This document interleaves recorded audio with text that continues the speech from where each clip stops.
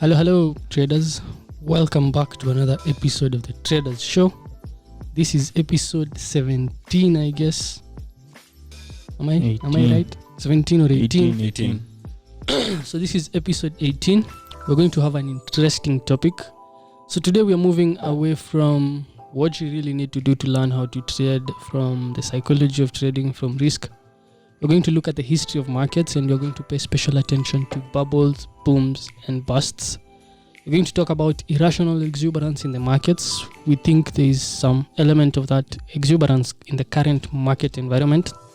And we're going to share with you one or two things that we have learned over time, and how you can protect yourself from such things, how you can be smart around how you handle such things.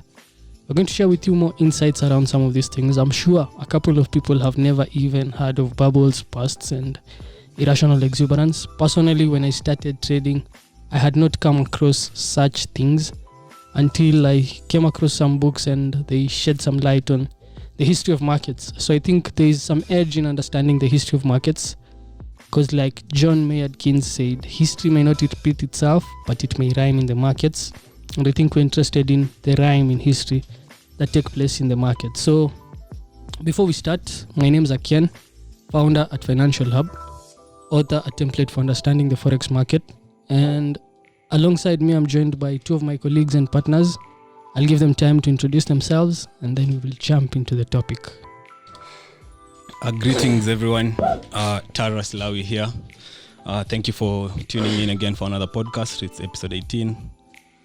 Time is running really fast, and we are always proud to shoot for you more content. So today, as Ken has said, as he has introduced the topic of today, so we're going to talk about booms, busts, and how they're created and how they come to bust. So basically, today we're going to talk more about some economic phenomena. So how we believe how the economic structure is made, how the economic machine works. So we're going to today to be a bit technical, not so much into trading of currencies and indices and commodities. So, but we will also link them into how it affects markets and where we believe we are at the current state of the economy and the market. We're majorly focusing on the US market. So that is it for today. In terms of my trading for the week has been pretty good. Had a couple of good trades. Had a pound yen short, worked pretty well. Though it really tested my patience. Also had a Nasdaq short, also tested my patience like 3 times, coming so close to my target, then reversing 100%. So, but the trades worked eventually, so that's been good. Running currently still a bit of a long-term Nasdaq short. So those are my trades for the week. Nothing else much for the week.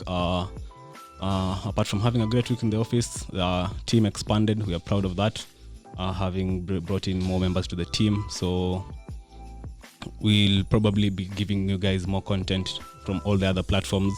Our website coming out soon, so watch out for that also. So let me give Caleb also to introduce himself. So my name is Tara Slawi, and I'm the risk manager here at Financial Hub. Thank you. Hello. So that's how Ken starts. Hello. Hey guys, what's up? How are you doing? Another week here at Financial Hub. So welcome to our podcast. Today we'll talk about booms, bust, and irrational exuberance. For those who do not know, we'll explain. So don't mind. We're here to give you good content, okay, to educate you and to also improve your literacy about the financial market. So yeah, so nothing much, as Taras was saying. We've got a new team, so we are proud of that. We're expanding slowly. We want to incubate people into our company so that we can teach them, train them to do things in a professional way. That's what we've been spreading from the word go. It's part of our mission to be able to educate people, as well as to be able to give them knowledge to understand and become profitable traders. So they're part of the team. We have about 4 people. And yeah, so that's the step we've made. They started this week, so we're proud of that. And yeah, so what's up, guys? So what are we talking about today, Ken? What's up? I don't know why my voice is husky at some point, but anyway, We're going to talk about booms and busts again, so I'm going to repeat that. So basically, in the law of economics, I think the basic law of economics is supply and demand. So when supply is too much, prices tend to be low. When demand is too much, prices tend to be high.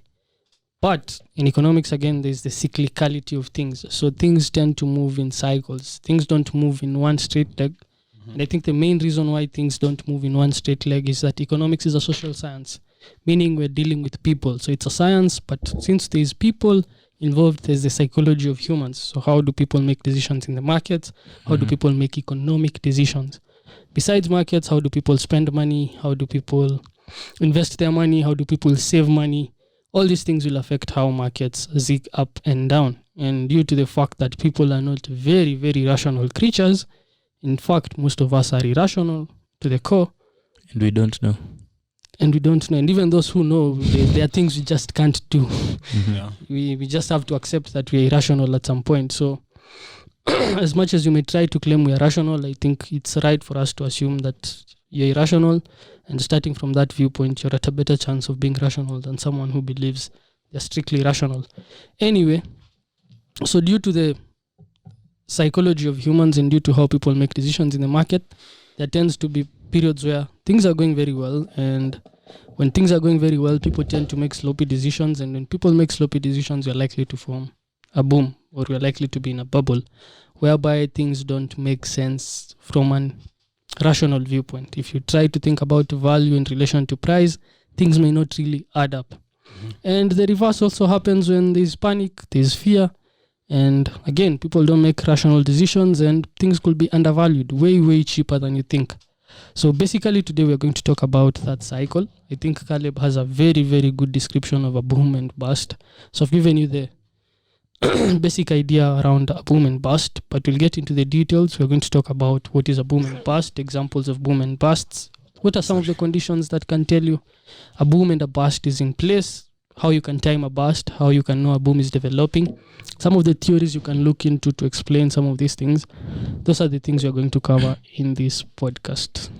Yeah, true. So we'll talk about the environment of booms and busts, what you should be looking at around, what you should be listening to, what people are saying. So as Ken was saying, the boom and bust cycle is a process of economic expansion and contraction that occurs repeatedly. Okay, so basically expansion and contraction. The boom and bust cycle is key characteristic of capitalist economies and is sometimes synonymous with the business cycle. So during the boom, the economy grows. Okay, so this is now boom. During the boom, the economy grows. Jobs are plentiful and market brings high returns to investors. Okay, so everything is going well. Everyone is happy. Everyone is having a good time. People are making money. In the subsequent bust, okay, the economy shrinks, the opposite. People lose their jobs and investors lose money. We'll give examples of such we've seen over and over again. Not even seen through experience, basically reading them, and we've seen one recently. Boom bust cycles last for varying lengths of time. They also vary in severity. The cycle can last anywhere from several months to several years. So we'll also talk about that, with average length being approximately 5 years going back if you look at history. Okay. So basically it's that the bust periods are referred to as recessions. Okay. If the recession is particularly severe, it is called a depression. Okay. And before now, that's basically about booms and busts. When the economy is doing good, expansion and contraction. Now we'll also talk about irrational exuberance. So but before we get into that, what is irrational exuberance? Irrational exuberance is a state of mania or mania. In the stock market, it's when investors are so confident, and we're seeing that in the cryptocurrency market, when the investors are so confident that the price of an asset will keep going up. They lose down. Yeah, aim for the moon. Exactly. They lose sight of its underlying value. So they're just looking at the price. Let's buy, let's get in. So no one is paying attention to value. And the phrase irrational exuberance was coined by former Federal Reserve Chairman Alan Greenspan in 1996. Okay, so in a nutshell, that's basically what irrational exuberance is: booms and busts. And yeah, so from now we'll talk about. So basically, irrational exuberance is what leads to these booms and also the busts. Not really. Irrational exuberance is basically now towards the end of the boom. It's not what leads to the boom, if I get it right. I don't think it's what leads it to it. Look, irrational exuberance in a stock market is where people are so confident they lose sight. Okay, so it's not what starts it. It's now everyone is buying. Everyone is now towards the end. I think, like you're saying, a boom typically comes because of the cycle. So a boom is not something that is bad. A boom will come after a recession, exactly. Yeah. So we can even describe first a typical business cycle. Yeah, the business cycle, yeah. So economic guys, let's talk about it. So let's talk about economics. Law number 1, supply and demand. So basically, how does economics work? All economies depend on debt to progress. Basically, if you understand economics, you'll know that debt is the drive of everything in the economy. Yeah. In that progress will come from loans and people investing these loans. So that's where growth will come from. And growth will come not only from loans actually, but also from innovation. So if you have new technologies coming up, if you have new ways of doing things with less, then it is likely to be progress or growth. For example, like recently in the last 10 years, we've seen companies being sold for billions of dollars while they have less than maybe 10, 20, 30 employees. For example, the likes of Instagram, the likes of WhatsApp, because these people could do so much with very little, right? Yeah. So a typical business cycle normally starts from the bottom. So what happens is probably there was a recession and interest rates have to come low. So central banks have to lower interest rates. So that's the environment. That's the environment, yeah. So after a bust. After a bust. But we'll go back all the way then. Yeah, we'll talk about it. Yeah, okay. So when central banks lower interest rates, what happens is accessing loans is cheap. And Lawi gets a loan, Caleb gets a loan. Basically, supply of money increases. So when there's supply of money, what happens? People take the money and they start investing it in different things. So there are people who decide, okay, I can get $1 million at 2% rate. What if I invest that to yield maybe 10, 15%? Then I'm making the 13% difference in between the two. Exactly. So people will take in loans. And when people take in loans and they start investing, for example, Lawi takes in a loan and buys a stock, Caleb takes in a loan, buys a stock, Ken takes in a loan, buys a stock. What happens is the stock becomes more valuable. Right? And now, because the stock is more valuable, the next person who will come after Lawi will want to buy the stock, but will buy it at a higher value, a higher price, exactly. Not value, a higher price. I think the price is the right one. So the thing will keep on, it will now be a self-reinforcing, so it will be a self-reinforcing mechanism whereby the more people get money, the more they buy things, the more the price keeps going up. Yep. But now it gets to a point whereby the value does not relate to the price. True. It's gone too much. It's gone too much. Exactly. The divergence is too much. In that, let's say you take a loan after 5 years and you take it at $1 million for 2%, 3%. And you're going to invest in a stock. But the stock now has risen so much in that it can't yield the 13% you're looking for. So what you're basically doing is you're now speculating. You're not making a rational decision. You're just hoping that something will just happen and the price will go above a certain level. And once that starts happening, everyone now starts doing that. Prices will keep on moving higher again because there's still demand. You get? But now it gets to a point whereby the central banks have to come in back again. Boom. So probably due to some economic factors, for example, inflation, for example, growth, because if you understand economics, you know that inflation shouldn't subside some certain levels. So the role of the central bank is to control that inflation. We could also have economic growth being too fast. And when that happens, what normally happens is the central bank try to control the growth and the inflation. So what they do is they come back and they step on the lever and they raise rates. Start playing their games. Exactly. Once they raise rates, if you're taking a loan at 2% and now you have to pay it at 4%, what basically happens is your yield is discounted. Yeah. So everyone now is running to get back cash to their side. So right now I have, let's say, $1 million. I was supposed to pay 200,000 as the interest. Now the interest is double that. So that's 400,000. So I really, if I was making 1 million, my earnings have been discounted. Yeah, true. You get low, yeah. Exactly. When that happens, I need to find somewhere where I can make some money or do something else. And when that's the case and everyone is trying to do that, there's a panic selling or something of the sort which happens in the market. So everyone is now trying to get out of the stocks they invested in, or everyone is trying to get out of the things which they had bought or something. And once that happens again, it's a self-reinforcing cycle. Growth now comes back down because there's no money to invest. There isn't any cash to, people are laid off, because if I have a company and I could pay 10 people and now my yield has been discounted, I can't pay 10 people, so I have to pay 5 or less. So it's discounted also. So now, due to that again, it's a self-reinforcing cycle, and the thing goes back down to a recession, whereby there isn't any growth happening in the economy, and the central bank has to come back in again and play the game. And exactly, that's basically how economics work. Now, the danger comes in when things go too far, too fast. On either side. Exactly, on either side. That's because there is the normal business cycle. Yeah, that's the normal business cycle. Exactly, that's the normal business cycle. That's where my point came in when I was asking Caleb. Now, when irrational exuberance comes into a normal market cycle, it leads it into unprecedented levels of pricing. Exactly. So, exactly. Like, now we... Exactly. So what you're saying exactly. There. So I think irrational exuberance is now what deviates markets from its normal market cycle into overvalued levels. Exactly. So you find stocks are getting very overvalued, and I think there are very, very many examples, like Japan in the 1980s. Towards the end. Towards the 1980s. Tech stocks in the 2000s. Yep. Housing market in 2008. Yeah. And also we are now in one of the strongest bull market in history, which has been fueled by a lot of irrational exuberance. Yeah. So I think that which is the craziest. Yeah, the point where now irrational exuberance comes in to push markets to those unprecedented levels. Yeah. Yep. So because if you look, this thing is normal. It's fun. It's fun to look at this. What's wrong? Huh? It's funny. It's fun to look at these cycles. It's really interesting because if you look at the history, because now it's a lot of madness, a lot of mania, a lot of we're dancing while the music is playing. People forget to look at reality. So if we explain like the environment, let's say, for example, it's fine. We can talk about the environment, yeah. For example, like let's talk about after .com. So .com, I don't remember the nitty-gritty part, but after .com, when things went into a bust, technology companies were going into a craze. Everyone is investing, like what we're saying in crypto.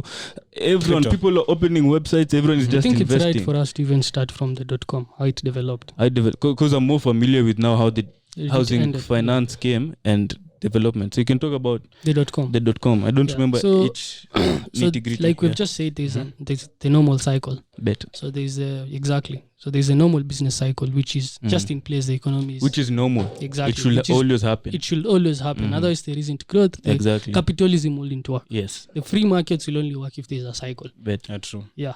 So there's the normal cycle. But now, since there's a normal cycle, one of the funny things that happened for the cycle to end up in a boom is there's the invention of some technology.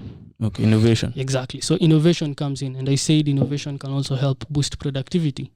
But now people can bet on innovation and spoil it, and I'll show you how they did that in the .com. Yeah. So in the 90s, PCs have come in the 70s. I think the first PC, Steve Jobs, Bill Gates, they started personal PCs in the 70s. And by the 90s, we were now moving from the PCs, and the internet was the next thing that was coming up. And in Tim Berners-Lee. Exactly. So we have Tim Berners-Lee. Exactly. So we have the www.something.com. People even don't know where the name .com came from. Exactly. So there was a World Wide Web. Invented by Tim Berners-Lee. Exactly. Yeah. And so companies started moving online. And for the first time in history, someone could sell a product when they're not where they don't have a physical shop or anything. They could just start an online thing and sell things online. And people are now moving online. And the first people started moving online. So we saw the birth of companies like Amazon. We saw the birth of Netscape. We saw the birth of Google, PayPal. Exactly. These were some of the companies that were started at this time. Gmail, Yahoo. Yeah, Yahoo was big. Exactly. So we could see people streaming sports finally. Like you didn't have to watch sports on a certain television, like a personal broadcasting. Company. Exactly. Yeah, broadcasting, online payments. So things were really, we were moving. Online. Exactly. So those towards the end of the 20th century, there was sort of a revolution. Exactly. But now what happened was some of these companies started going public. Yeah. Okay. You get, so they started raising money publicly. To grow. Exactly. And the idea was, this is a different kind of company. In that, you can raise money without any product, without proving any concept, without any revenue, and you could get funding. And people would. To IPO level, not just seed funding. Exactly, IPO level. So the idea was, this is a different kind of company. For example, I remember one of the common ones was pet.com. Yeah. Mhm. They used to sell some pet foods, I think. So they'd do that online. And they raised over $200 million, I think, and they didn't have any product. They didn't have any deliveries. They had not figured any logistics. Just an idea. Exactly. But people believed in these things because there was no competitor. Yeah. And people didn't understand, again, how technology would work and how some of these companies would work. And I remember during that time, Warren Buffett, who's a famous investor, never invested in such things. And one person, I think it was an interview I was watching some time back, and he was asked, why are you not investing in some of these things? He said, I don't understand them. Sure. So the fact that I can't understand something that defies the law of economics, to me, makes me avoid it. So he stayed in his circle. But anyway, so that's what happened, and people started buying some of these stocks, and these stocks now started moving higher. And so some people now came in, and everyone now wanted to own some .com. So if in your portfolio, if you just had some companies which were trading long time ago, you now wanted to be playing in the .com. And when that's the case, everyone now starts coming into the market. So we could see some stocks even double, triple in a single day. Like I remember Yahoo Broadcast.com, which was started by Mark Cuban. When it went public, they IPO'd at $25, I think 26. Still. And by the end of the day, they were trading at 54. So in the first day of trading, 100%. it was 100% up. Everyone wants in. Everyone wants in. Everyone wants to own some piece of .com. But anyway, since these things didn't obey the law of economics, it had to come a point whereby things would move on the opposite side, whereby panic, fear would set in, and things would self-correct. You get? And I think there's there's also the influence of traders in Wall Street now. Yeah. Also coming in to pump the market. Yeah. Because now for traders, they view how markets are behaving. Yeah. Like they view the IPOs coming out.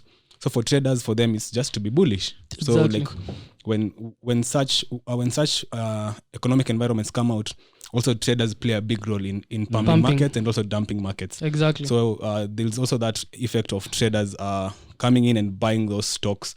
Also, like not owning the stocks, but just buying them in terms of options and derivatives. Yeah. So that's what happened. So the .com, so people started participating. And you know, the funny thing with human nature is once someone here, Caleb, made some money buying Bitcoin, he bought Bitcoin at 5K. Now Bitcoin is 50,000. Everyone wants to buy Bitcoin. They don't even know Bitcoin. They don't understand Bitcoin. But they just want to buy Bitcoin because they heard someone made some money in Bitcoin. And that is what happened with .com. So everyone wanted to own some piece of .com. There was a lot of dumb money coming into the markets. So a lot of cash which was not well thought out. People never thought about the risks. They never even knew how the stock market works, like the zigging up and down. And eventually things had to come to a halt. So in 2000, we had the first bust. And the Nasdaq went from about 5,000, I think, to trading back to about 1,200. Because initially it had moved from That's a lot. about 60-70% collapse to the downside.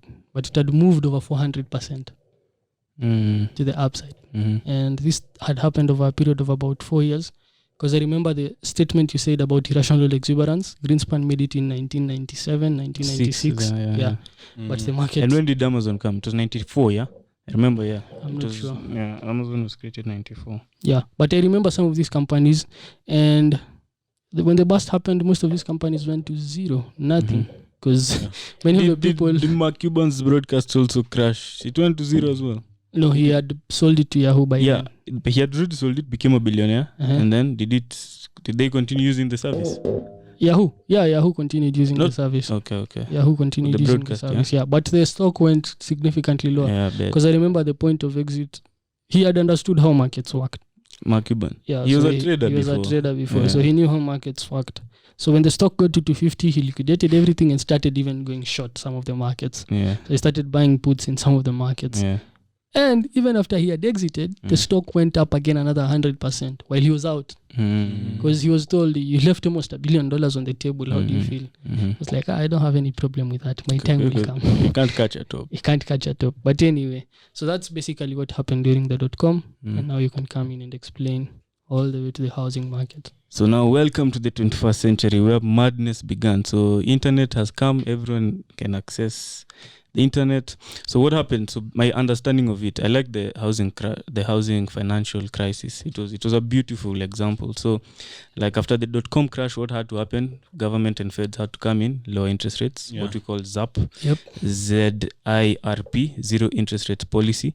And then now interest rates have gone low because they want to kickstart the economy, make things come back. They're bailing out some companies, giving them some money.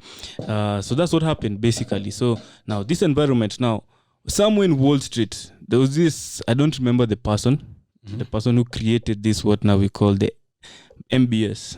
Is it MBS? Mortgage-backed security, exactly. Yeah. MBS. So they were created by banks. Yeah, the guy was in a bank. I don't know if it was Goldman or what, JP Morgan, somewhere. It was a specific guy, I've forgotten his name. It was a specific guy who came up with that idea. So a brilliant finance guy within one of these companies. So now this time, now people don't want this .com. People have lost money. People now are not investing a lot into companies and all. Many companies have gone crash. Now a few are trying to survive and trying to beat the market now. The likes of Google, the likes of Yahoo, the likes of Amazon. Yeah. Which now we can say is one that has come out the most successful if you look at all of them. So now what happened? People don't want that. People are hurt. People have lost money. People are sitting on cash. Even this cash they don't have actually. It's all gone. So it takes quite some time. So it takes some time for people first to recover relax, from the recession. Then now when normally in markets there's normally a cycle. Money moves from one market to another. One sector to another. So it's easy to see sometimes the stocks are booming and then all of a sudden stocks stop booming, people move into currencies. Currencies stop booming, people move into cryptos, bonds.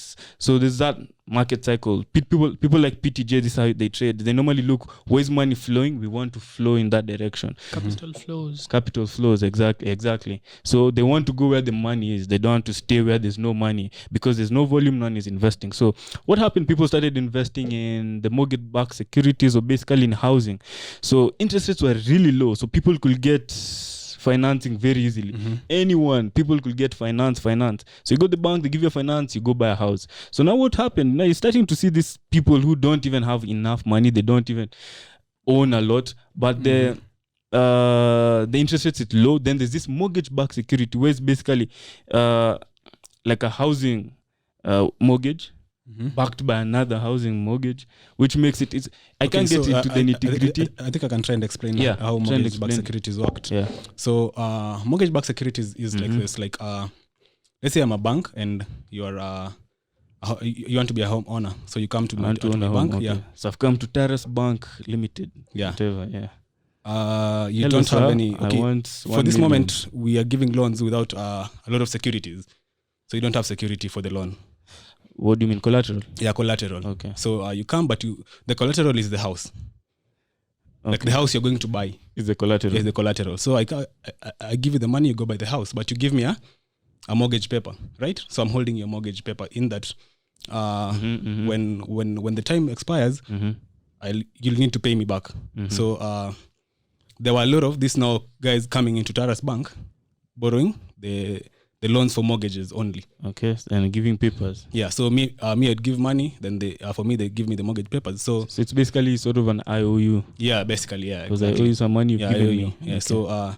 So for me as a bank, I have all these assets, like in terms of paper only. Yeah. So I collect all of them and now sell it to another third party. So you put it in a box. Yeah. For all this combined. Yeah. So now you have the mortgage. This Caleb's house is. You put them in box. $1 million. $1 million. So I have, let's say, $100 million. $100 million. Yeah. So this $100 million worth of mortgages. I combine them and sell it to another third party. Okay. So you sell it to another bank. Yeah. To maybe a pension fund. Okay. So the pension fund is buying this asset in the form of a mortgage-backed security. Exactly. So they're buying it in terms of a mortgage-backed securities, in that the security is in these mortgages of the people outside. Because they're going to pay one. Yeah, exactly. They're going to pay. And at that moment, like mortgages were things that have never like they had a very very low default rate, less than 1%. Okay, yeah. So it was sort of a safe investment. It was sort of a very, safe very investment. safe investment. Yeah. Then also at that moment there were these rating agencies, the Standard and Poor, which they rate bonds. Standard and Poor is S&P. No. Standard and Poor's it's a company for rating companies, like let's say in Kenya this what is it called? The company in Westlands for PwC. Yeah, PwC. Okay. At times they also rate companies in terms of their performance and their future projections. So also these rating agencies were rating these mortgage-backed securities as AAA. So those are like the best rated bonds. Safe. Very safe. So like these pension funds didn't even doubt. Okay. Yeah, they couldn't doubt that these mortgages we're buying from these banks can be worthless if this system doesn't work. Mm-hmm. So of course the system was not meant to work in that there were no securities for these loans. Mm-hmm. So the loans were basically like shady loans. Mm-hmm. Basically like the default rate was high, but the banks were not accepting it. In that, also the banks were making a lot of profit by selling the mortgages, the commissions they were making. Mm-hmm. So they were actually just fueled by greed. So also the greed they had, the banks had the greed they couldn't stop giving mortgages. Mm-hmm. They could actually borrow more money from these pension funds to collect more mortgage papers to bring them back to them, you see. Mm-hmm. So like it was already a really really spoiled ecosystem that was not meant to work. Mm-hmm. So the fact that also like I'd go to a point now, regulators tried to come in and try and regulate the market, but the current Fed chairman was not still it was Bernanke. Yeah, Ben Bernanke was not still satisfied that the economy is booming. Boom. Yeah. He just thought that it's just a housing market. Other markets are not reviving yet. So he couldn't like still change interest rates. Mm-hmm. So like for about 4 or 5 years, he was told to change rates, but he never changed rates. Mm-hmm. Then now I think you can continue the story. You're just trying to explain the mortgage-backed securities now, like where, like how the money was flowing into now these housing industries. Exactly. Because these pension funds were pumping in a lot of money to buy these mortgage-backed securities. Mm-hmm. Now the banks had the money, and they were giving out the money to people who wanted to buy homes. So home values were expanding a lot because there's more money. The home prices go higher. Everyone wants to buy a house, and there's money to buy the houses. Exactly. So the house, in as much as it's expensive, you can actually get the money to buy it. Mm-hmm. So people were actually buying a house that they couldn't service. Mm-hmm. So when eventually the rates were raised, they couldn't service the loans. Mm-hmm. Same thing that Ken was explaining in the how bubbles burst. Mm-hmm. Exactly. So the rates were raised. Mm-hmm. These homeowners now defaulted on the loans, so they couldn't now pay loans. So these pension funds now the banks had to go bankrupt. Yeah. Now that's where now the Fed also had to come in, bail out the bank. So it's just a whole story. You can try and expand more on that. Yeah, because now what happened, like what Taras has just explained, it's a beautiful thing. It happened, people investing, but now the problem was, yes, the house was a asset, but people can't pay it back. The people who are buying, like if you want a very good explanation of it in terms of video format, go watch The Big Short. You'll get to understand how people were, anyone had access to these mortgages, anyone could buy the housing, and people, the problem was here's the asset, which is the house, but people cannot pay it back.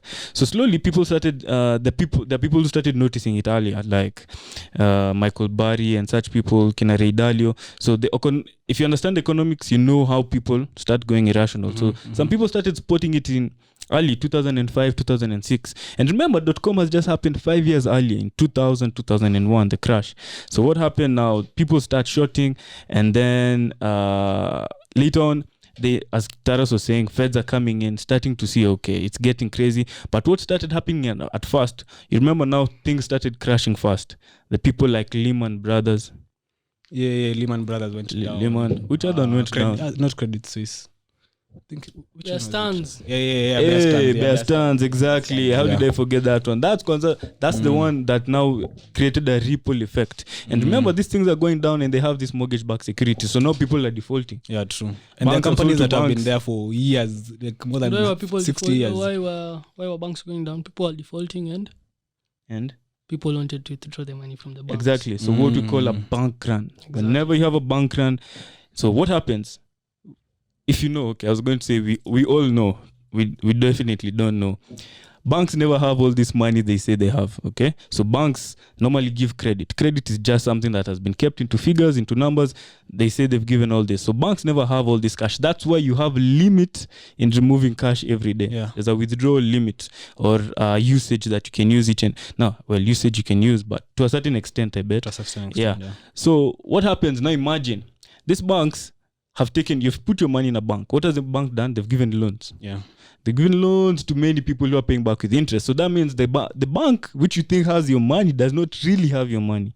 The money has been given out. Now imagine, let's say, for example, in Kenya, Equity. Equity has given loans. And now everyone in Equity, everyone comes at the same time and say, I want my money, all of it. Yeah.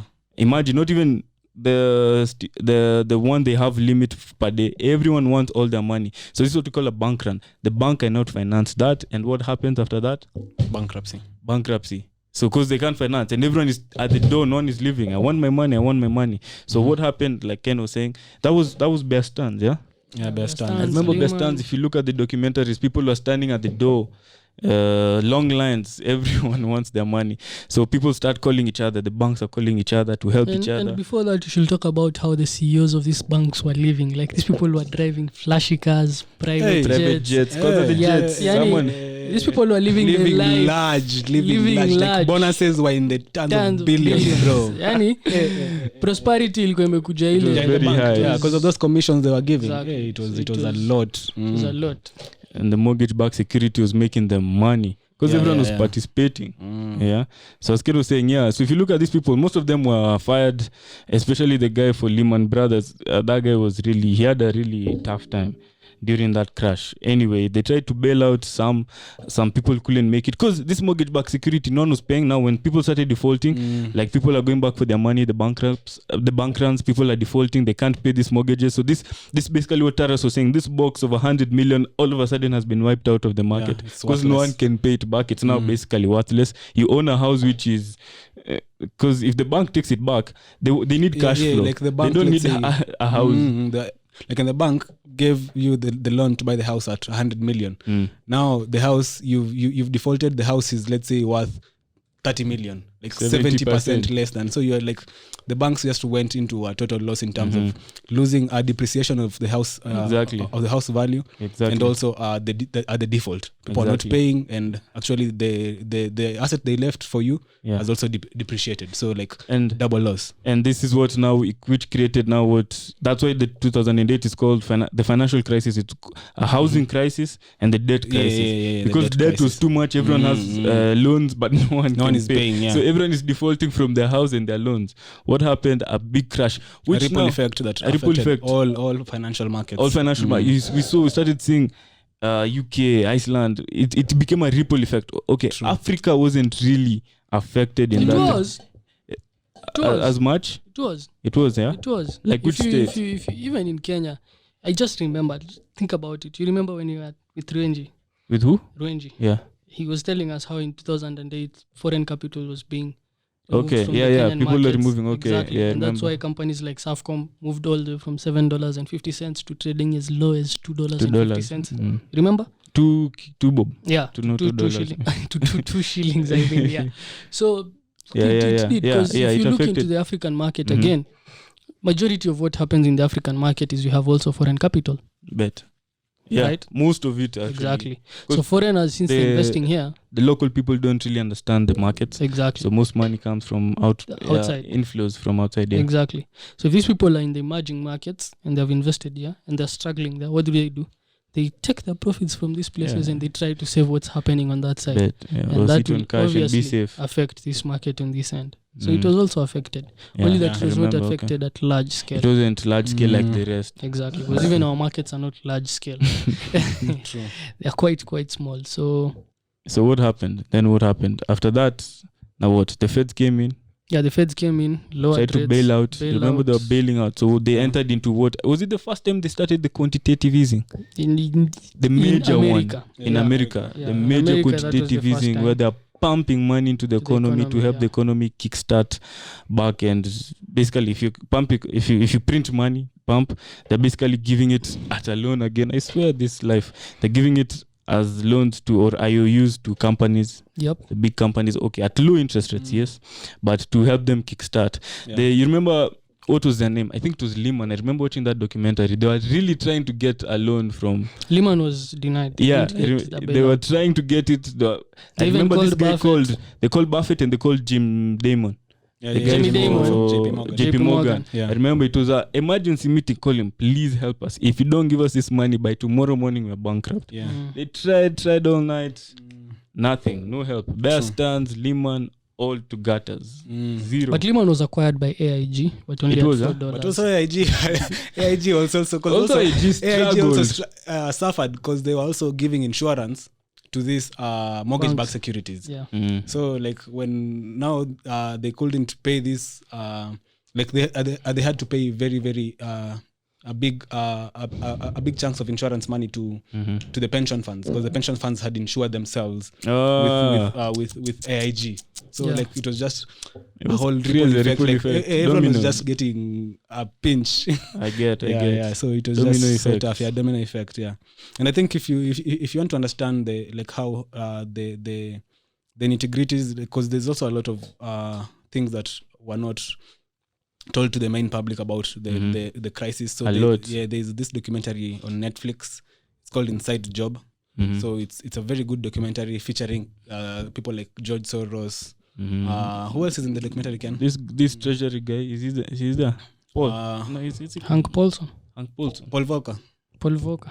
All of them are from the treasury. Yeah, so like One of them. a lot of people in the treasury, a lot of Fed chairmen. The guy with the IMF. specs. Because I remember he was really trying to save the economy. True. Remember? It's called Hank- I oh, forgot he's his called name. Hank Paulson. Hank yeah. Paulson, yeah. Yeah. The guy from the treasury, the one who was the Exactly. US Secretary Exactly. Treasury that time. Yeah.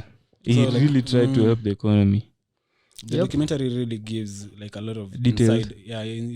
inside info into what Really like happened. the government was actually being told, like, try and regulate this market. It's getting crazy, but No one couldn't- listening. Yeah, they couldn't. Everyone's act making on it. money. This Yeah. now where basically it was a good example of irrational exuberance. Yeah, true. Everyone is buying housing. No one is looking at the Even downside. the government is not looking at the downside. Imagine Hey, only risks a have few been people. lifted. No one is looking at that, and that leads now to these crazy defaults and people Yeah, and true, markets true. crashing. And that thing also, and I think these things are very, very similar to one another. What? Even if you look at these booms and busts, Uh-huh. even if you look at the Japan market, it was the same thing. Human nature. Yeah, What Ken like- was saying. Markets Repetitive get hot. cycles. Markets get hot.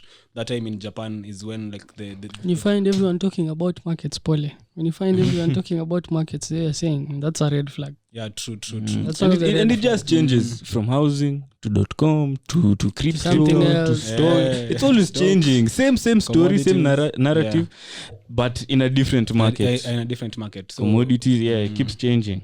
and if you understand history, it all goes down back to even Tulip.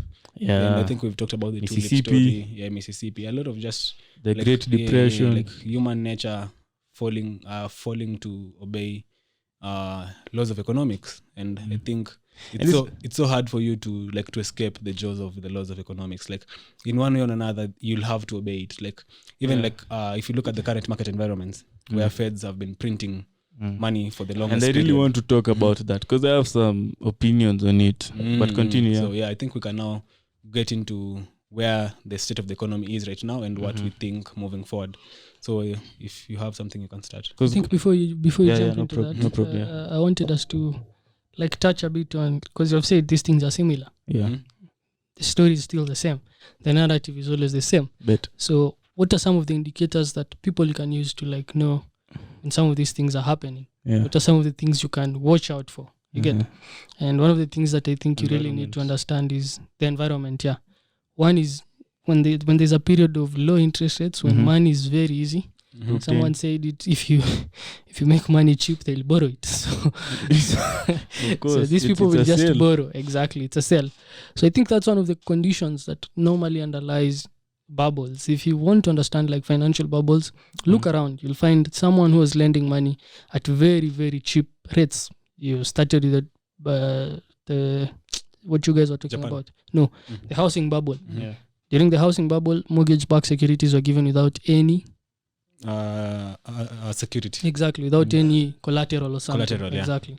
If you go back into the .com in the 90s, we had one of the periods where rates were very, very low. That's another one. If you look into the 1920s, it was just after the panic of 1907, and a lot of cash was pumped into the economy. Same cycle. Exactly. World War One. World War One. The same. Like if you just try to look at it historically, you'll get that there was a period whereby there was too much easy money in the economy. That's one of the things I think you should watch out for. On money being in the economy, like these central banks, they try and pump money into the economy to help consumer spending. Yeah. So like you find that the government is trying to do good by giving the money, but the money is going into the wrong capital inflows. I don't think that's the argument. The government is trying to do good, like you're saying, by giving money people to spend. But the money doesn't go to wrong things. It's that the money is too much. Like measuring the limit of, the role of the Feds is two things: to control growth and inflation. These things are not easy. Yeah. It's not easy to bring growth without bringing up inflation. Yeah, exactly. So due to that nature of trying to control these things and how people are doing things, To play the game. exactly, to play the game, makes these things just self-reinforced to one side, and then they have to bring it back again, and then they have to, like, it's a game they're trying to play. They're trying their best not to take it to extreme levels, but since you can't control individuals, it's very, very hard to control individuals and the progress of things up to a certain point. And also, if you, let's say if growth is rising at a very fast rate, you also don't want to raise rates very fast such that you spoil the whole system and it goes back down. At the same time, if things are down, you don't want to pump in a lot of money such that you spike inflation. Everything, yeah. Getting that thing It's accurately very hard. is Yeah. very hard. It's very, very hard. The objective is the best. They want the best for the economy, but for them to get it right and get everything right makes it very, very difficult. Like it's a very, very difficult ball game. So I think that's what you are saying. It's very difficult. Yeah. Also, I think on my point was also that just to add on it, or maybe to reinforce on it, was that the governments are trying to help unemployed people. Like let's just put it into the 2020 context. There's a lot of unemployment. There's a lot of like people, like less money coming flowing in the economy. Yeah. So the government comes in and lowers interest rates, gives stimulus and all that. The quantitative easing story. So That's the central bank. Yeah, the central bank. So by giving all this money now, the people even realize, kumbe I was not even suffering a lot to need government help. Yeah. You see, so but I now have the money, and why no one wants money. If it's cheap, I'll go for it. I'll borrow. So I go borrow money, and now I realize my lifestyle is still good. I'm still surviving, paying my insurance, my stuff. So all this money in surplus goes to stocks. Most people buy stocks, so maybe assets like cryptos, and I think that's why you saw last year, or commodities. So last year, like the government is trying to boost the economy up by helping transactions of goods and services, but that money is not going into that place. And I think that's why also in this current market environment, with all that money coming in circulation, the inflation story is not so high. Even the Feds are not worried about inflation just yet. So it's because this money is not going into the purchase of goods and services. It goes into purchase of securities.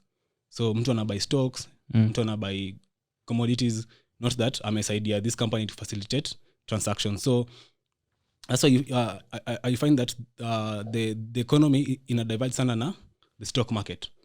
Is the economy doing well, ama is the stock market doing well? So I think that's now the problem that the Feds also come to face. The stock market is doing too good, but is the economy matching up? Like, is the whole economy matching up to the stock market price? So now that is where the Feds, like, maybe they need now to cut down on rates, but now they still feel like the main economy is still not recovered fully, but the stocks maybe have fully recovered from the, let's say, from last year. They were trying to cover the effects of the corona pandemic. Markets have passed that by almost 50%, right? Passed what? A COVID high.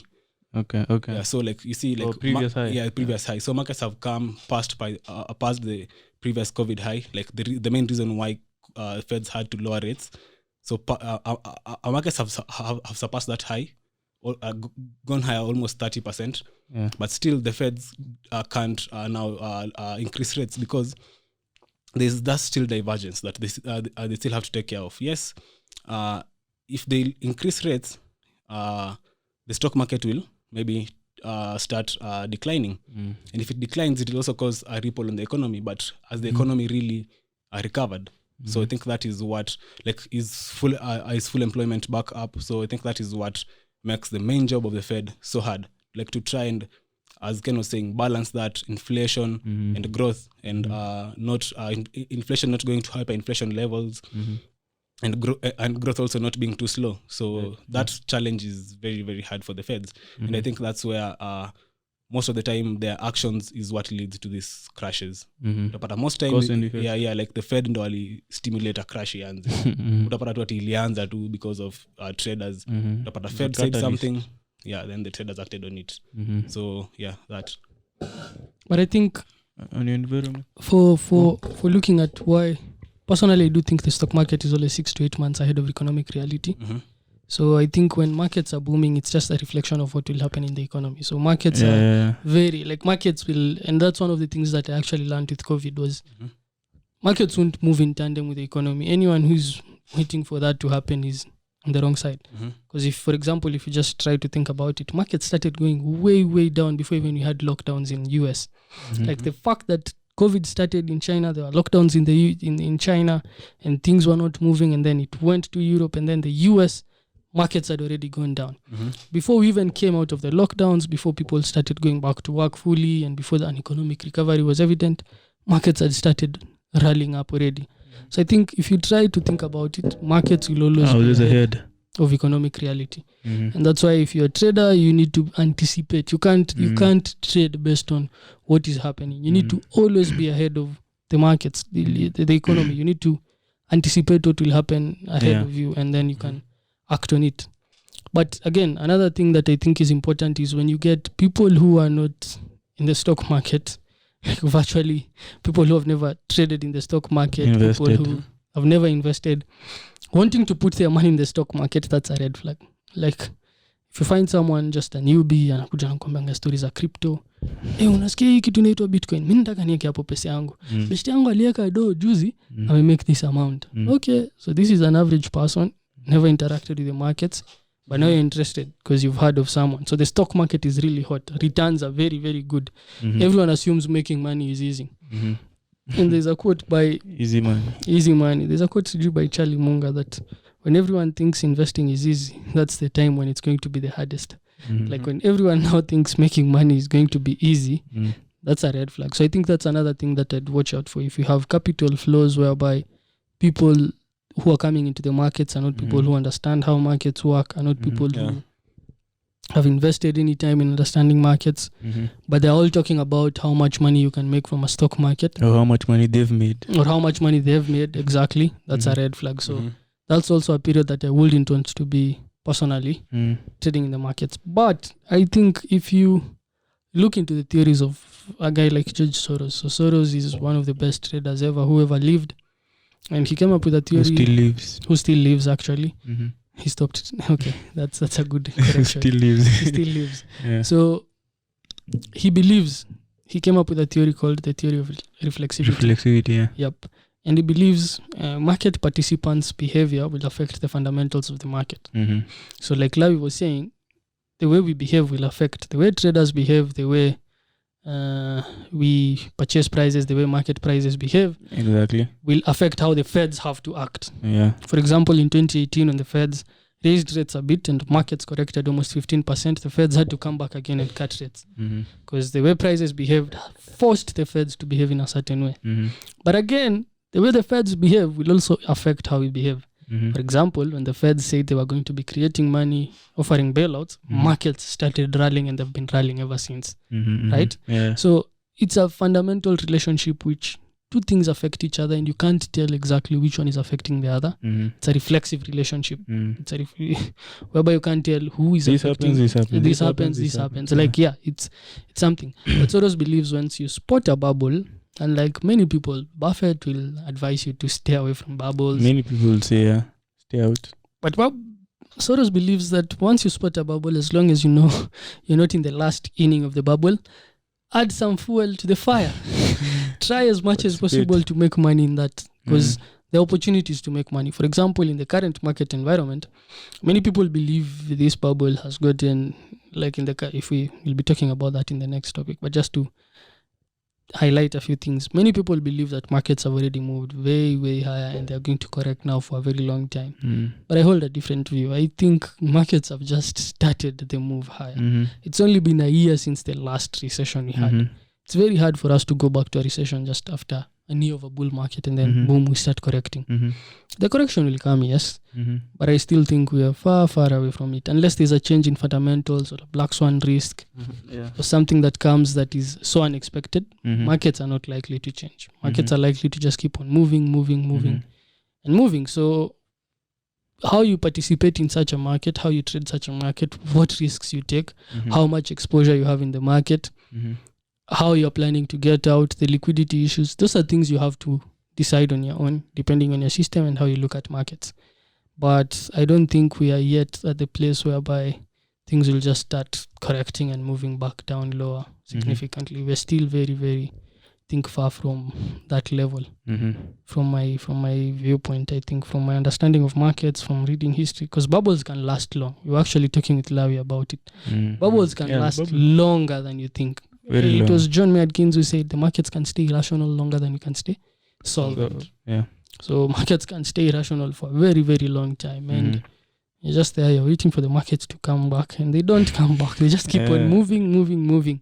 Crazy until you give in when it's at the top. Let me just buy. In the .com bubble, a lot of professional investors lost cash. Exactly. Trying to get to the top. If this market has gone up to so much, you short. You're squeezed. It's gone up so much. You short again. You're squeezed. In 2008, Michael Burry was squeezed a lot. As much as he made money. Exactly. He was squeezed a lot. So. And I remember there's an investor. I don't know who it is. I don't know if it was .com. Some famous guy. I don't remember exactly who he was. The way he was saying, he's a professional. He seated out, he's seen the market going. He wasn't participating. It's in 2000. It's and then he just decided, Druckenmiller. So he decided to buy and then he bought the top. He's in market wizards, I guess. He decided, let me jump into this one. And it never ended well. It didn't end well. Like what Ken is saying, everyone is in the streets talking about how they've invested, how they're making money. Then you just come and decide to enter.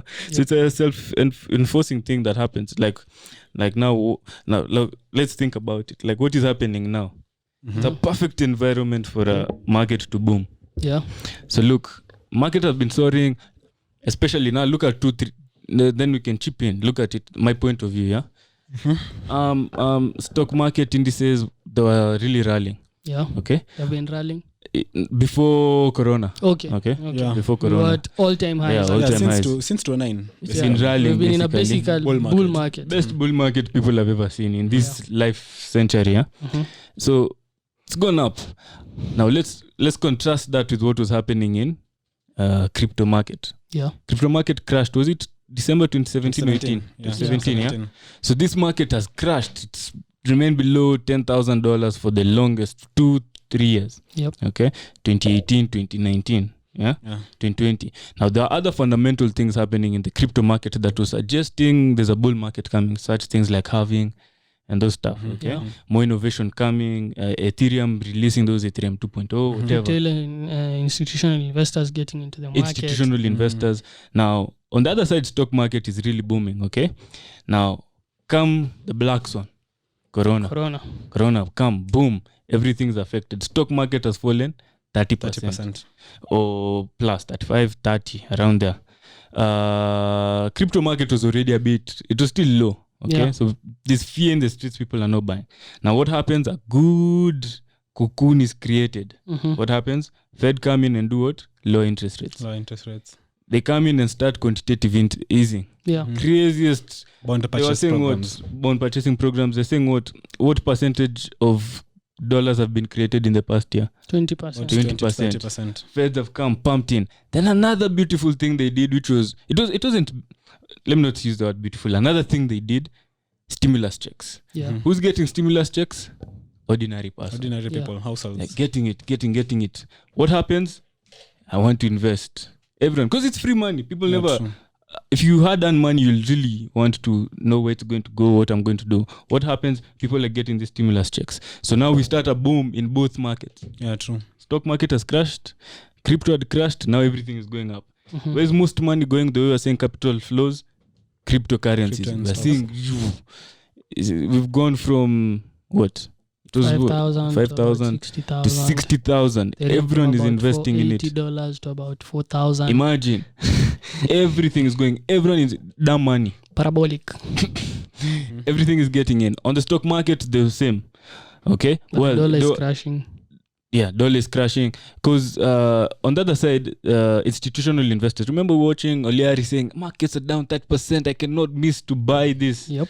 at a sale. So, of course, the institutional investors. But what happens along the way? In a bull market, people tend to start buying when they're seeing the bull market. Yep. Not when it's correcting. Yep. So that enforces the market itself to continue with the bull market. Yep. That's why we normally see steep market going up without any corrections. Yeah. Okay, so that's now what happened within this. What is happening now? The We're market seeing environment we're in now. exactly. Yeah, because Dow came all the way from I think 18,000. Yep. Yeah. The bottom It was of 18, COVID. Yeah. Now 35. Now it's going to almost 40,000. Exactly. That's 100% in 1 year. Yeah, in 1 year. One Less plus. than a year. It's It's one of the strongest bull markets. in cryptocurrencies. Most of them on average 10x. 10x. 10x, all of them. So it's a lot of money. So Ken that's what Ken was saying, as Soros says.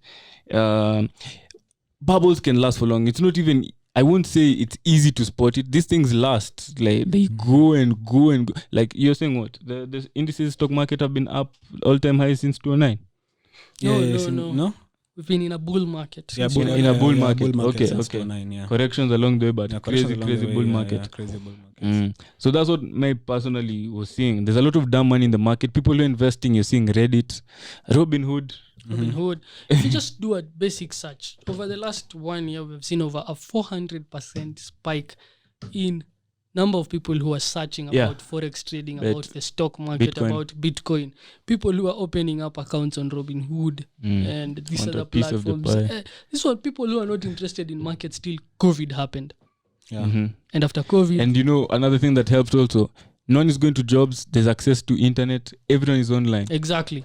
And then there comes the Reddit groups, the rise of globalization. So for the first time in history, if Exactly. you're in Kenya, you can invest in the American market. If you're in China, you can You can buy invest in Tesla stocks. exactly. You Like you can anything. do anything. Mm. But that means, yes, there's a lot of movement. But again, I think it's very, very hard for us to defy the law of economics. So we are not predicting here that things will. Someone said you cannot predict, you can only prepare. We're not predicting that markets will start zigging down anytime soon or that things will change.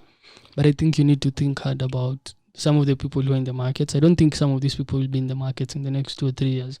Most of them will be wiped out. And the fortunate thing is that most of these people, all the money they'll make in the bull market, they'll lose it in the bear market. Yeah. Of course. Because bear markets never know are to way come. faster than Than bull markets. And again, they'll panic. They'll think now it's a bear, it's a correction.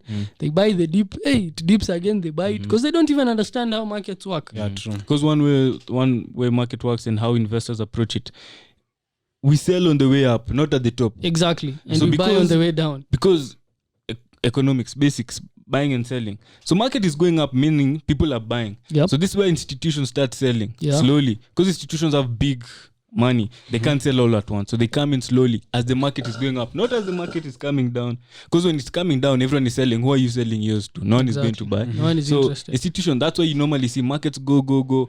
They start coming out slowly. It's Accumulation. accumulation. It's like what we saw in Bitcoin when people were taking correction. There's a beautiful pattern that formed. Okay, if you look at technicals in form of like a beautiful wedge before we hit 65,000, it was institutions coming out correction, correction before that main correction came. So it's you sell on the way up. When it's going down, same thing. You can't catch a bottom. Yep. You start buying on the way down because people are selling, so you're buying from them. So you have to think opposite of the people. Opposite, like an investor. So if you're an investor, you're not approaching the market as a normal person does. You normally have to think outside the box and a bit differently. And that's what we're seeing. The dollar has been crashing ever since the pumping of the Feds. And what happens, there's a lot of dollars in circulation, a lot. So the value of it is going down, it has been going down ever since the dollar went out of the gold standard. Inflation has picked up. Exactly. And what do you guys think about the fact that, yes, you're holding a stock at 35,000 for the Dow, but a year ago your dollar was at 102, now it's at 94 or 92. So like did you get my point? No. In that, in as much as stocks have risen, the dollar has also collapsed. The dollar has also collapsed. So you're losing on both ends if you're not in the market. Exactly. Okay, you're gaining on price, but not gaining on value really. Bet. Do you get that? And that's something. Pardon. You're gaining on price. But You're not gaining on value. Why? Because the value of what you're benchmarking your asset to is falling. Like with the dollar. Yeah, like. But see, the stock has risen. Yeah, stock has risen. Yes. Yeah. And when you change your stock to dollars, the dollars are falling. You see. Yeah, but that's why the stock market keeps rising. Because as the Exactly. dollar keeps falling, the market keeps rising. So it keeps pricing in that collapse of the dollar. But that's what I'm telling you. That value for that stock is not as valuable as it would have been if the dollar was still valuable. No, may think it's as valuable. Because as the dollar is collapsing, the stock is rising. So it's an inverse relationship. Exactly. No, okay, like let's say now you want to It's an even relationship. Okay, like let's say now you bought your stocks, right? Yeah. When you're buying your stocks, your dollar was at 100. No problem. Yeah. My dollar is at 100. I bought the stock at 19, right? The dollar is now at 92, but I'm selling my stock at 35. Exactly. So I still have made money because the dollar is collapsing, yes, but the stock is rising. In fact, the main reason why also the stock is rising is the fact that the dollar is less valuable. So as the dollar keeps getting weaker, stocks keep getting stronger. Exactly. And that's my point. Okay, now convert your stocks to dollars during that same market environment. You see, like you'll convert your stock at a cheaper dollar value. Of course, you still make some money, but not as much money if your dollar was not devalued. But if the dollar was not devalued again, the markets wouldn't be rising. No, okay, like it's not really like a direct relationship in that it's an inverse relationship. At stocks rising have to, because of the dollar falling. The dollar was falling because it's in circulation a lot. You see, but also stocks were rising because there was too much dollars. So people would change these dollars into something of value. But now I'm telling you, like the best way to create value is when your stock is rising and the dollar is not so devalued. But that doesn't happen often. But now that's like a normal market environment. You see, now that's a normal market environment. No. Ken, right now, a lot of people... In a normal market environment, listen, looking at historical asset prices, let's just look at it historically. What are some of the periods whereby stocks do the best? There are periods whereby currencies are losing value. Value because of the rates. Exactly. When rates are low, what happens? When a rate is low, let's just go back to basics. When rates are low, if the rate of $100, if you were to take debt was 1 and it comes back to 0.5, it means basically your cash is yielding less, right? And since your cash is yielding less, you have to look for value somewhere else. And where do people run to? Stocks and commodities, right? And that's why you find that periods whereby the dollar is doing very poorly, you find things like gold. Last year we saw gold move from about 1,500 to trade as high as 2,000, right? We saw stocks move from about 19,000 to trade at 30,000, right? We saw things like Bitcoin move from 5,000 to trade at 60,000. So just like you're saying, part of the reason why some of these things are really rising in price is to factor in or to price in that dollar weakness. In that, if I had cash and I convert it back, I wouldn't have lost. The guy who has not converted their cash is losing because of inflation. Compared to the person who's Exactly. invested. As compared to the person who's invested. And that's why stocks will tend to go higher and very, very high to price in that dollar weakness. Just like you're saying, like there's the dollar weakness, perfect. But now stocks have to rise higher to price in that weakness and still to make some return. Because I've invested my money. I don't want to lose it. I need to make some return. But when you look at levels where stock prices go to unprecedented levels, they're not very normal market environments. In that, like normal rates, it's levels where rates are very, very low. Yeah. In that, you get the markets going very, very high. Yeah. Right. And at that moment, it's not like very, very sophisticated investors pumping that money. It's a lot of dumb money. But also sophisticated. You know, I think that's why I think I disagree with you guys. I do believe that also sophisticated investors make some irrational decisions and they lose money. For example, the likes of Stanley Druckenmiller. In 2000, he invested, right? And he lost over $2 billion in less than 2 weeks. Because he bought at the top. And why did he buy at the top? Because he feared missing out. And he says that clearly.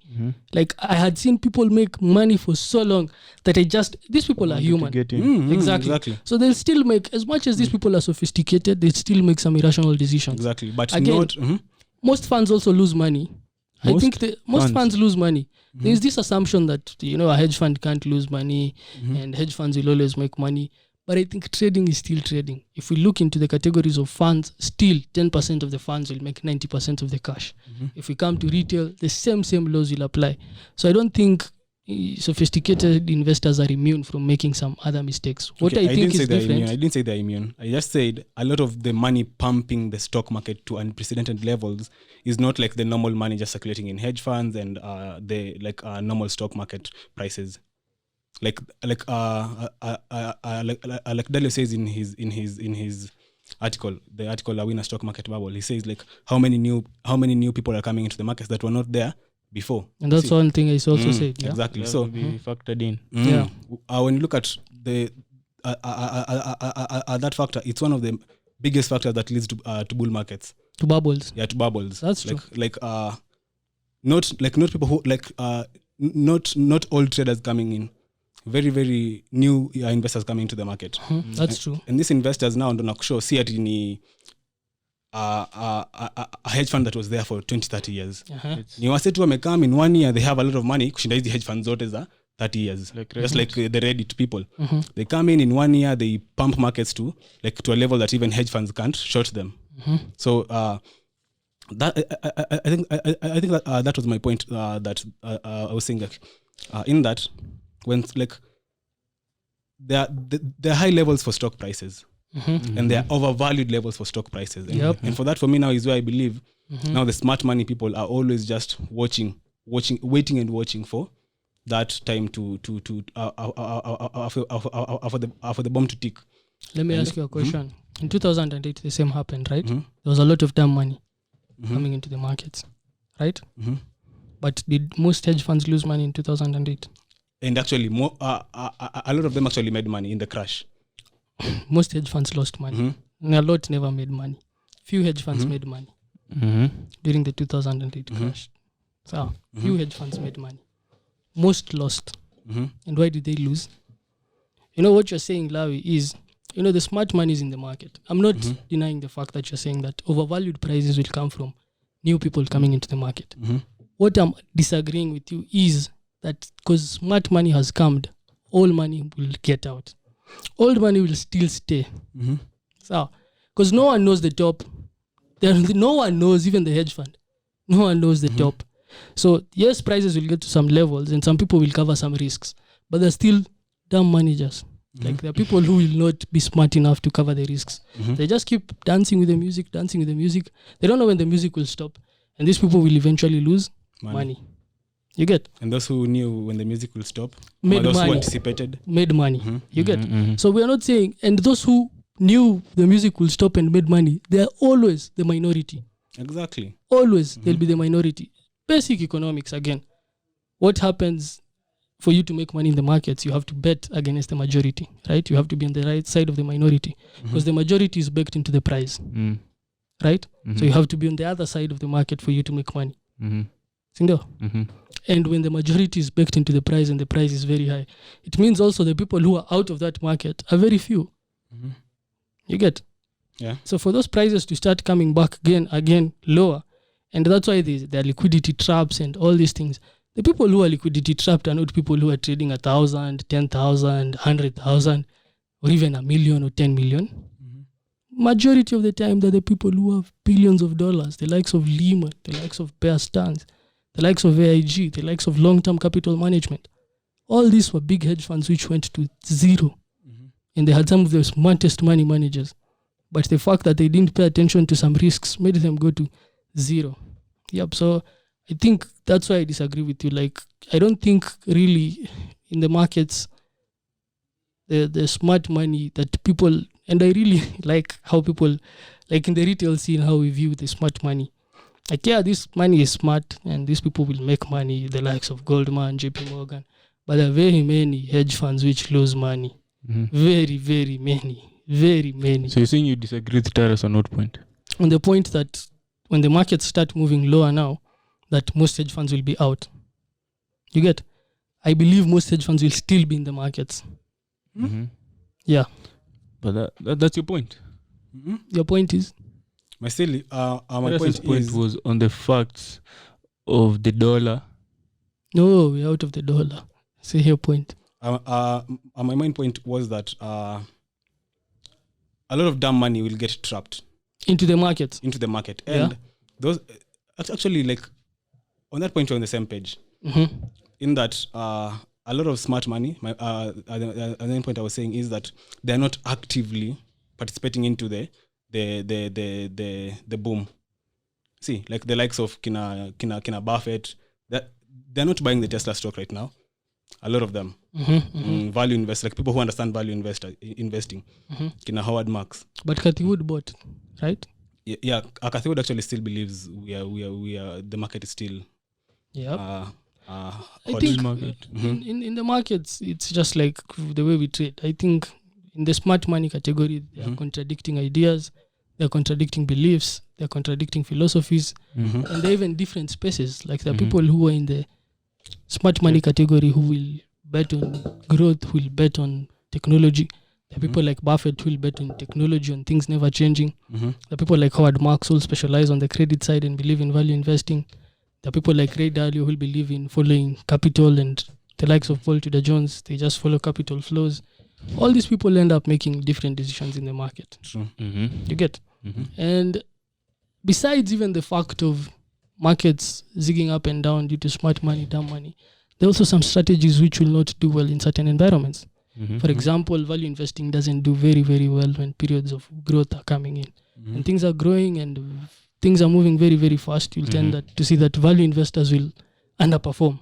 For example, in 2000, Buffett underperformed very many money managers. Exactly. But in the long run, he still performed well. Yeah, so that's why I think you get my point.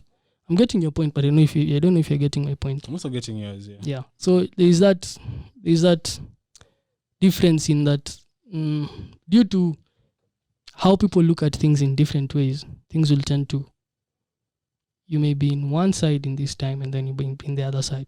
Like there isn't any blueprint. Investing is not in black and white. It's this or this. Yeah, everyone has his own strategy. Exactly. It's a complex game. Exactly. It's a complex game. And the fact that it's a complex game means that there are people who will be positioned in the right place and there are people who will not be positioned in the right place. Due to many factors, not just being dumb or smart. Due to many other factors. You get? And I think on this matter of dumb and smart, it all boils down to risk taking, right? Exactly. And how much risk and exposure you have. Exactly. And I think now that's the best way now we can even talk to this, like in terms of risk taking. Do you think the biggest hedge funds are the one putting exposure, or it's a lot of retail traders putting exposure? Exactly. It's retail. Exactly. It's retail. But now my point was the smart money, yes, will come in uko chini. That's very true. They'll buy uko chini. But exiting, they may not exit at the top. They may even exit as the markets are moving down. True, that's true. Actually, for them, they bulk up their positions exactly as the market moves up. That one is true. That one, no smart money can be buying after some moves. Exactly. It's very rare. And that was the point, that guy we were talking about, who we forgot the name. I know the guy.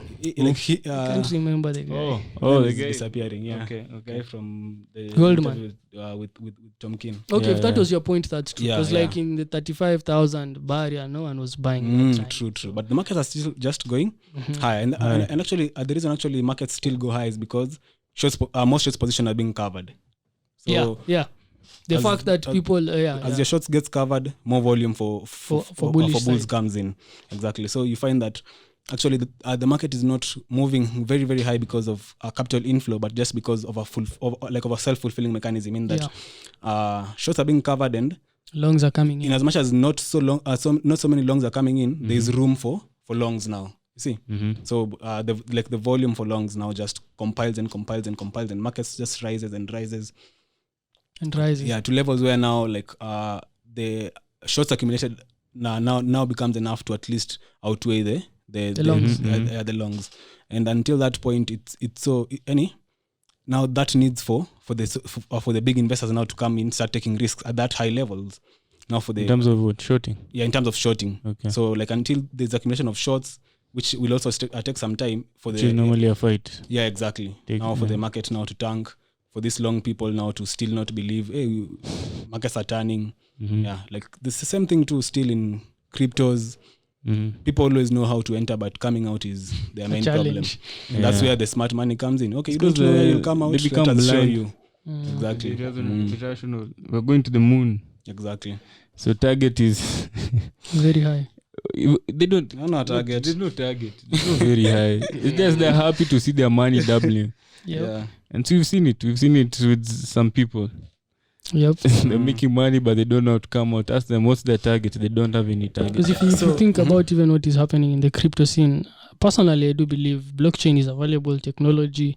I've been trying to look into it. Exactly. Still trying to learn about it. There are very, very many valuable companies which will come out of that. Very many. I think there'll be a Google, an Amazon, a Yahoo from blockchain. They will. But there are also very many which will go to nothing. Zero. Yeah, because we saw how many coins. About 10,000 coins now. Yep. I can Just bet like that only 10% of them will survive. Yeah. After everything is done, we'll have less than 1,000 companies surviving in that space. Now your job as an investor is to look for those 1,000. Exactly. Your job is to look for those 1,000. And I think what was important also to talk about is the difference between value and price. That's also something, yeah. Retail traders tend to buy into price rather than value. Exactly. So they don't look at earnings. They don't look at nothing. They don't look. Ask how many people have invested in Bitcoin. You'll find a lot. Tell them what is a white paper. They don't even know what white paper. What do you mean? They invested into the price. Bitcoin was going up, Ethereum was going up. No one wanted, as we've read. But over time I've learned that that's how people make decisions, and that's why I think there are very few people who are rich. More with That is why there are very few people who are rich. I swear, people invest in things which they don't understand. Which is irrational decisions. And these people actually make some money here and there, but yeah, they do. In the long run, they don't make anything. Una make hapa huko kwingine inapotea. Una make hapa huko kwingine. Like, because even if you make money and you don't understand how that money revolves around. Because right now, I have friends who are advising me on coins I should buy. They don't even know what it's about. Caleb, have you gotten this one? It's basically, we're talking about price. This one, Solana. It was at $2, now it's at $200. Yeah. Did you buy? I'm like, no. Why? Yeah, you should buy. Ask that person, what's Solana? What does it do? Why are you investing in it? It was moving up. So yeah, it's important to make sure you're investing into value. And the thing about value, it's hard because it's not easy to come and get to know, this thing is what is going to go up. It's going to be formula for the next just valuing big thing in the next 10 years. It's hard to know those things, but it's a much surer way for you to make long-term returns. Yeah, long-term not returns. These instant gratification returns that you're seeing, especially you saw Dogecoin. I swear I'll stop ingiliaring that thing, but I read the white paper, I read it, and I read what the founders were talking about it, and that's why I became very pessimistic about it, and people are just buying into price. There's no value in Dogecoin. Dogecoin is a people don't buy value. Now that's the like thing, I've and that's why said. bubbles happen. Exactly. If people were buying value, if people were researching the way you're talking about, Yeah, reading markets the couldn't white- be shooting markets as couldn't be crazy. going to That- I extraordinary agree. levels. Yeah, true. So the fact that majority of the people don't want to even think about where the next big thing is coming from, or they don't want to invest any time in understanding markets, that's why bubbles will develop And bust. and bust. Like, hey, Lavi ametengeneza pesa kwa trading, acha pia mimi join trading. Okay, all the best, man. All the best. All the True, best. true, So true. you really need to Plus, okay, continue. you really need to like remember the laws of economics again.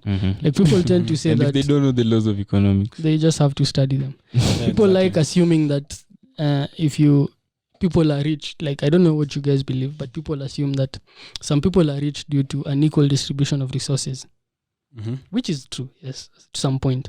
But I do think personally, I hold the view that even if we were equally, cash was taken and we were given each of us $100, $100, see what tuanze tena, still much of the cash will end up in very few hands. Yeah, yes, you Very gotta go Very parable. few Yes. hands, It's in exactly. the Bible. What Very parable few is hands. it? which Because Like the 3 guys who were given money, one went and put his money under a down stone. there, mwingine In sijui the akaenda ground. akakula, mwingine alifikiria kumultiply. So it's the law of economics. Like People very are few different. people will invest in Even- understanding something.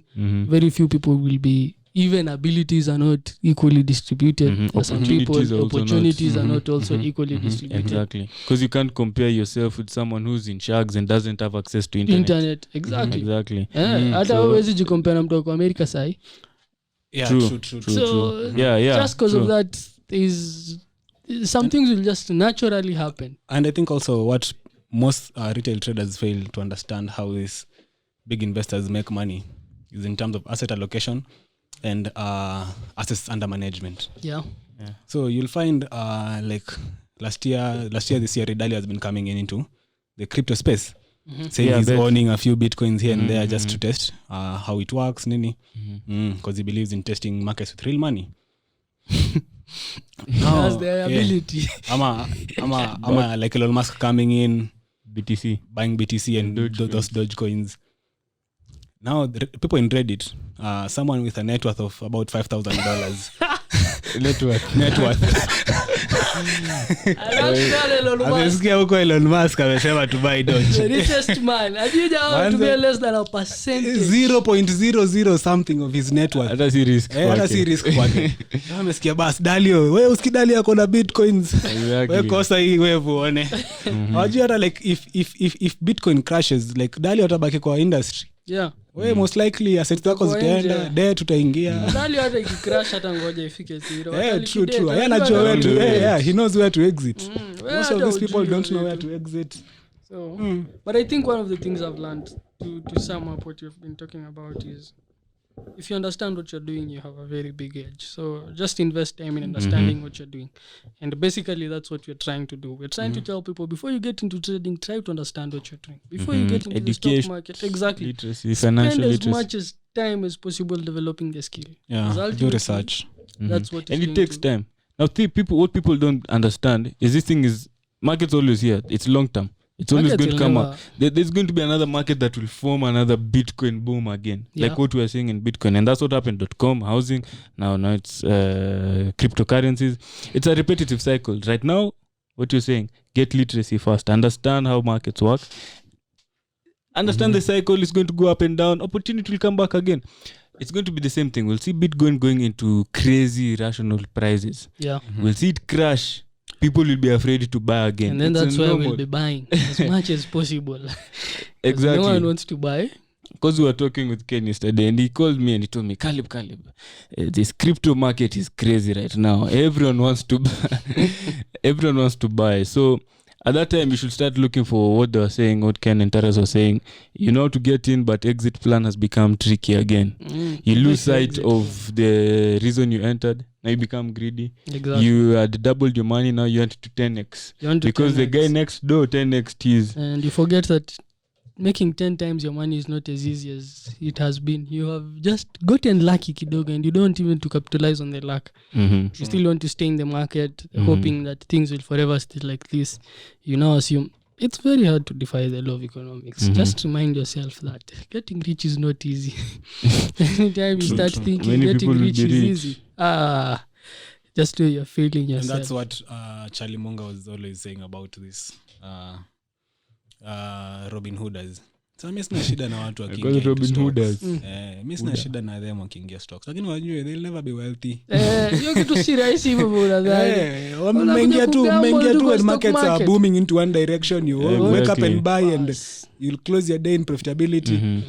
Inafika this- wakati zingine markets zina change, my friend, you have to be creative. Very creative. I believe if let's say a next crash comes, like a big one, which will come later on, this one is going to be massive. It will affect a global. Yeah, because of the the next one. globalization. Exactly. Yeah. This one is going to be worse. that's why even the Everyone boom, is in. You can expect it to be very big. Exactly. That's Good why- point. The boom is exactly, going the to boom is- last longer than even the hedge funds people will anticipate. Exactly, because right now markets imepanda 100%, Bet. and people are thinking this thing has not even gone up. But wa Reddit bado hajajaa. Inataka mpaka ifike mahali na trending to Reddit to the It's just millionaires. going, Yani, everyone. yani hata kuona Interviews. how did you do it? And before you figure a point, just like you've said, this thing is going to be big, but even the downside, it's going to be as big as the upside. Mm. That's the thing. Because there are many people who don't understand what they are doing and they're just getting into the markets. Markets are Online not that easy. gurus. Markets are not that easy. They're not that easy. Yeah. Yep. So yeah, so I think we've exhausted that one. What do you guys think? It's been an interesting chat. We can bring some economists. Yeah, we can To bring come in and sit. someone who has some experience with the financial markets and economics Uh-huh. to talk about those things. I think we can also have some few questions with them Yeah, to get some Yeah, nice, clarifications. on some few things that are happening there. Plus our main work with this is to bring these people to you and knowledge. Yeah. To bring them to you guys. So as we continue growing, as we continue doing more podcasts, we'll bring these people and you'll get to hear straight from the horse's mouth. Maybe we might predict, maybe in the future we might have Dalio. Who knows? Yeah. the big boys, Yeah, the true. billionaires who have been in all this. They've seen the History, .com, like, they've seen the Japanese, they've seen 2008. As we're also still young, we don't know Me, I've everything. seen So them. I've just interacted with them in books. In That's books, like seeing them. But anyway, I've not experienced them like you're saying. Just seeing Yeah. people lose money, people... I experienced the COVID part. I lost money in the COVID. exactly. I'll Yeah. be telling people So, that. I lost money back in 2020. during the COVID The COVID panic. of 2020. it is what it is. Exactly. So I think we'll stop there. If you have just listened to the last 1 hour or so, I'm sure you've learned a lot about bubble, about economics, about markets. You can expand your knowledge. You can buy our book, expand your knowledge on that side. You can attend our Because courses. we've talked about money, Yeah, we'll teach the you some difference of these things. between central banks and governments being controlling monetary policy, fiscal. monetary Fiscal policy, So you need to fiscal understand policies, such stuff. Yeah. Yeah, Basic concept of how money of works. how money works, the role Yep. of central banks. Mhm. and everything else. Yeah, true. Because I think, by the way, it's so important for everyone to understand the role of central banks. just the Hey, if basic. people yeah, basic role of understood, central if banks. everyone Well, understands, it history will of stop money. working, bro. The fact that dollar is valueless. Exactly. All currencies circulating is valueless. We've talked about it. It's you should know. Cash is true. trash. Cash is trash. Cash. Cash is king, my friend. Usidanganye, wewe una Still pesa need mingi it to hivyo. buy. Hauna pesa mingi hivyo. But anyway, that's it. So these are some of the things that we normally have in our courses, have in our programs. These are some of the chats you'll have with us once you visit us in the office. So this is what we spend our time. When you wake up in the morning, you spend our time thinking about where markets are going, what's affecting markets, and trying to learn more about them. So you can pay us a visit, share with your friends. If you've had your friend is interested in crypto, before anunue mwambie busikiza hii podcast ni 1 hour tu itakusave pesa mingi. It will save you a lot. So, a lot. That's it. Or if you're invested, try to think of an exit plan. Don't stay there without knowing where you'll exit. You're just there saying, hey, I've made like 50%, Yeah. 100. And keep Everything in that mind- goes up must come down. Keep in mind your exit won't be at the top. Yep. You'll exit and market will still go 100% up. But Exactly. Do not be afraid of leaving money on the table. Mhm. Otherwise, you'll make emotional decisions. If you're looking for the perfect price for the top, you must You'll know never that there are catch 2 it. classes of forecasters. Those who know and those who don't know that they don't know. So I think I'll stop there. We'll see you guys some other time. Peace.